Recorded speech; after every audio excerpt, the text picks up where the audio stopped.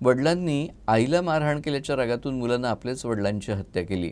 अमरावती जिल्ह्यातील भातकुली तालुक्यातील सायत गावात ही घटना घडली असून पोलिसांनी आरोपी मुलाला अटक केली आहे। राजेश मिसळ असं मृत व्यक्तीचं नाव असून त्यांची सख्या मुलानंच हत्या केली। अंकुश मिसाळ असं आरोपीचं नाव असून पोलिसांनी आरोपी मुलगा अंकुश मिसाळ आणि पत्नी आशा मिसाळ या दोघांनाही ताब्यात घेतलं आहे।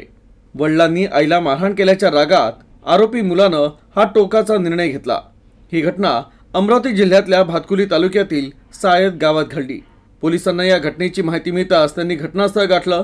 पंचनामा करत मृतदेह शवविच्छेदनासाठी पाठवला तर आरोपी मुलगा आणि पत्नीला ताब्यात घेतलंय। दिनांक 13/2/23 रोजी अशी माहिती मिळाली की ग्राम सायत येथे राजेश श्रीराम मिसाळ नावाचा इसम घरामध्ये पडलेला आहे व त्याच्या डोक्यातून रक्त निघत आहे। अशावरून घटनास्थळी गेलो असता त्याची चौकशी केली व चौकशीवरून तपासावरून असे निष्पन्न झाले की त्यांचा मुलगा नामे अंकुश राजेश मिसाळ व 29 वर्ष याने त्याच्या आईला वडिलांनी काल मारल्यामुळे रागाच्या भरात आपल्या वडिलांच्या डोक्यावर कुठल्या तरी वस्तूने